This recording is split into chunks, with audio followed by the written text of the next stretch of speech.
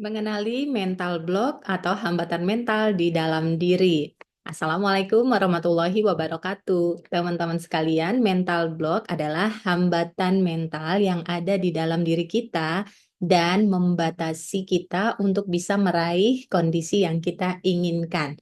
Apa itu hambatan mental? Hambatan mental itu diantaranya adalah adanya pikiran-pikiran negatif di dalam diri kita yang membuat kita tidak berani untuk bertindak, menunda-nunda, ataupun takut untuk punya impian besar.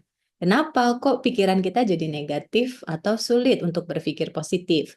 Nah, karena di hati kita masih punya mental block, masih punya luka batin. Di hati kita masih punya emosi-emosi negatif yang berasal dari pengalaman di belakang. Nah, inilah yang menjadi PR untuk kita pulihkan. Jadi, kalau kita tahu kita masih takut untuk memulai, kita masih merasa kesel, kita masih merasa sedih, atau kita masih punya penyesalan atas peristiwa di masa lalu, inilah yang menjadi tanggung jawab kita sendiri untuk memulihkannya. Ya, nah jadi yang disebut mental block itu adalah di dalam diri kita tanpa kita sadari masih ada nih luka batin. Luka batin itu apa? Luka batin itu emosi-emosi negatif yang masih bersarang di pikiran bawah sadar. Ya, seperti rasa sedih, rasa kesel, rasa marah, rasa kecewa, rasa takut, ya, rasa malu, rasa apatis, ya, tidak peduli, putus asa. Nah, itu yang menghambat diri kita sendiri. Lantas, kalau kita sudah tahu nih, kita masih punya nih kemarahan, kita masih punya beragam ketakutan, kita masih punya rasa kecewa yang mendalam, sehingga perasaan itulah yang kemudian membuat kita sulit berpikir positif. Karena ya berdasarkan apa yang sudah dipelajari, diteliti gitu ya, kekuatan emosi itu memiliki 5.000 kali kekuatan lebih besar dari pikiran.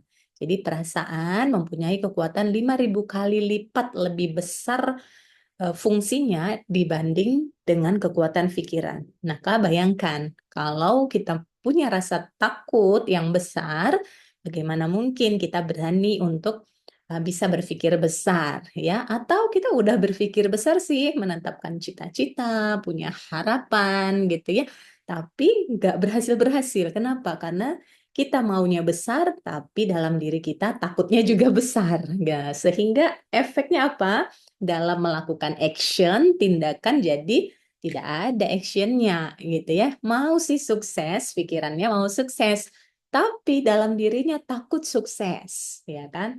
Kenapa dia takut sukses? Oh, dia melihat di sekitarnya banyak orang sukses yang akhirnya korupsi. Atau di sekitarnya dia melihat banyak orang sukses yang akhirnya berkhianat. Atau dia melihat orang-orang di sekitarnya yang ketika udah sukses, jadi sombong, ya kan? Hubungan keluarganya jadi berantakan.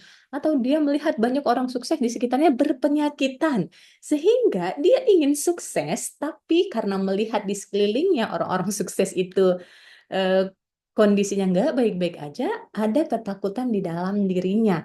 Nanti kalau saya sukses, saya bisa seperti mereka nih, jadi sombong, jadi berkhianat, jadi korupsi, atau jadi sakit-sakitan. Nah, akhirnya apa? Dia punya keinginan sukses, tapi dia punya rasa takut yang besar, tindakannya jadi nggak maksimal gitu ya. Karena yang paling besar berpengaruh terhadap tindakan maupun hasil tadi adalah kondisi emosi kita. 5.000 kali lipat kekuatannya dibandingkan pikiran kita. Jadi kalau kita punya keinginan tapi belum diselaraskan dengan perasaan, nah ini yang akan membuat kita kesulitan untuk mengambil tindakan. Nah, maka hasilnya bisa dibayangkan. Kalau tidak mengambil tindakan, hasilnya tentu jadi tidak signifikan. Maka dari itu teman-teman sekalian kenali diri kita masing-masing. Apa sih yang menjadi hambatan kita? Pengalaman-pengalaman tidak menyenangkan apa yang pernah dialami di masa lalu kita dengan orang-orang sekitar kita? Apakah itu terkait relasi dengan pasangan, ataukah itu terkait dengan parenting dengan anak, ataukah itu terkait dengan karir dan pekerjaan, teman-teman bisa amati area mana sih di dalam diri teman-teman atau di lingkungan teman-teman yang membuat teman-teman menjadi tidak nyaman. Kenali dirinya masing-masing ya, apa pikiran yang masih dipunyai, kemudian perasaan apa yang mendominasi. Jadi kalau perasaannya masih di bawah garis tadi ya, berupa rasa takut, rasa sombong, rasa sedih, rasa kecewa, rasa malu atau merasa bersalah. Nah, inilah yang kemudian teman-teman perlu untuk melakukan proses releasing atau self healing atau tazkiyatun nafs, pemulihan jiwa. Supaya apa? Supaya teman-teman bisa bergeser dari energi di bawah garis ke energi di atas garis atau yang disebut dengan emosi-emosi yang lebih powerful. Ya, apa itu emosi-emosi yang lebih powerful? Yaitu berani. Ya, emosi pertama yang membuat kita bisa naik ke level atas, level di atas garis adalah berani. Maka dari itu, dalam tahapan self healing atau pemulihan jiwa, langkah pertamanya adalah berani dulu. Untuk apa beraninya? Duduk dengan emosinya. Jadi kalau kita ingin pulih jiwanya, kita perlu berani menghadapi rasa tidak nyaman yang ada di dalam diri. Karena rasa takut itu nggak enak, sehingga kita sering alihkan. Kita lari dari perasaan kita. Ketika kita merasa takut, kita lari ke hal-hal lain yang lebih menyenangkan. Ya kan? Kita memikirkan hal lain, nggak mau mikirin hal-hal yang kita takutkan. Begitupun ketika kita lagi sedih, kita menyibukkan diri dengan kegiatan lain yang lebih menyenangkan gitu ya, yang suka nonton drakor, atau yang suka berolahraga jadi lari ke olahraga, atau melakukan aktivitas lain yang lebih menyenangkan dan kita nggak duduk sama emosi itu. Sehingga emosinya tentu bukannya pulih tapi jadinya numpuk-numpuk yang semakin membuat kita merasa tidak dapat mengendalikan emosi kita sendiri. Maka dari itu, langkah untuk kita bisa pulih, jiwanya sehat adalah kita berani dulu nih menghadapi emosi yang masih tersimpan di hati.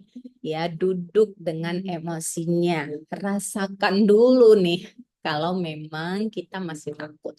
Rasakan dulu nih sensasi di diri kita ketika kita memang masih punya rasa sedih, rasakan dulu nih bahwa kita memang masih punya ketakutan yang besar, takut mengecewakan, takut ditolak, takut melakukan kesalahan, takut diketawain, dan apapun hambatan mental yang masih menghalangi kita untuk mencapai kondisi yang kita inginkan. Berani untuk duduk dengan emosinya. Maksudnya gimana? Berani duduk dengan emosi itu. Nah, teman-teman perlu ambil waktu ya ketika teman-teman sedang sendiri atau habis sholat atau teman-teman sedang berada di tempat yang rileks ya, yang nyaman di alam misalnya, ya teman-teman duduk dan merasakan apapun yang muncul di diri teman-teman. Nah, karena tujuannya ingin pemulihan jiwa gitu ya, maka teman-teman hadirkan hal-hal yang selama ini mengganggu, menggelisahkan, menakutkan buat teman-teman. Hadirkan dulu perasaan itu. Ya, temui ya diri teman-teman yang terluka itu. Disapa gitu loh, disapa, ditemui, diizinkan dia untuk mengekspresikan bahwa lukanya masih ada. Jadi ketika kita menemui luka kita itu, kita memanggil gitu ya, mengizinkan. Karena kalau dia masih ada, ketika diizinkan itu akan muncul dengan sendirinya. Nah, misalnya kita memejamkan mata, kemudian kita merasakan di aspek spiritual misalnya. Saya masih merasa sedih, gitu kan? Atau di aspek relasi dengan pasangan, teman-teman bisa merasakan apa yang muncul ketika teman-teman mengingat aspek relasi dengan pasangannya. Oh, bisa jadi mungkin yang muncul adalah rasa kecewa, gitu kan? Atau di aspek parenting, teman-teman bisa munculkan, oh masih ada rasa takut, takut masa depan anak-anak, takut anak-anak dibully, takut anak-anak ketinggalan pelajaran, atau takut-takut lainnya. Nah, begitupun misalnya di aspek keuangan gitu ya teman-teman, punya rasa takut, takut nanti tagihannya muncul belum ada dananya, atau takut ada orang-orang yang meneror, atau ketakutan-ketakutan yang teman-teman rasakan. Nah, ketika itu sudah muncul di hatinya, sudah terasa rasa takutnya, izinkan. Jadi berani menemui rasa takut itu. Berani menghadapi perasaannya sendiri. Karena ketika kita berani, tidak semenakutkan itu sebenarnya. Ya, karena perasaan yang diizinkan hadir, dia tidak bertahan lama kalau kita izinkan. Tapi kenapa jadi bertumpuk-tumpuk, berlarut-larut, jadi sedemikian besar, berat rasanya? Karena kita cenderung menekan, melawan, ataupun mengalihkan diri, melarikan diri dari emosi tersebut. Nah, maka latih ya diri teman-teman untuk bisa duduk bersama emosinya, mengizinkan perasaan itu hadir seapa adanya, lalu kemudian ketika dia sudah muncul, teman-teman rangkul. Teman-teman rangkul emosi itu, it's okay. Nggak apa-apa kalau memang nggak baik-baik aja, ya kan? Beri penguatan, beri dukungan. Nggak apa-apa kalau memang lagi sedih, it's okay kalau kamu merasa takut, wajar banget. Ini kali pertama kamu melakukan semuanya, ya kan? Beri dukungan ataupun afirmasi dan kata-kata positif yang bisa melunakkan perasaan teman-teman itu sendiri. Ya kan? It's okay diriku, it's okay to not be okay. Nggak apa-apa kalau nggak baik-baik saja. Aku di sini ada bersama kamu. Ya, teman-teman bisa sampaikan dukungan tersebut. Bisa juga menggunakan teknik Ho'oponopono 4 frase. Nggak apa-apa diriku, aku tetap menyayangimu. Aku berterima kasih kamu mau mencoba. Maafkan aku. I love you. Nah, jadi kita memberikan dukungan penuh kepada diri sendiri ketika dia sedang merasa tidak baik-baik saja. Lakukan itu sampai kemudian perasaan teman-teman menjadi tenang, emosi yang tadinya muncul cukup signifikan, kemudian dia perlahan-lahan mulai mereda dan membaik, ya. Atau teman-teman bisa juga melakukan journaling.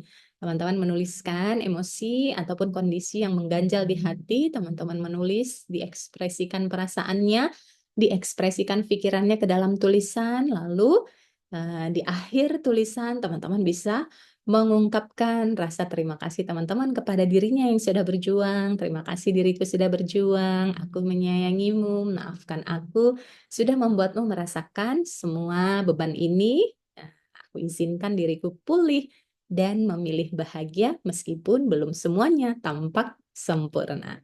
Demikian teman-teman, beranilah untuk menghadapi emosinya, karena ketika emosi itu kita hadapi, emosi itu akan perlahan-lahan surut, dan kita kembali menjadi diri yang fitri, diri yang sejati, yaitu diri yang berani, diri yang bahagia, diri yang penuh cinta.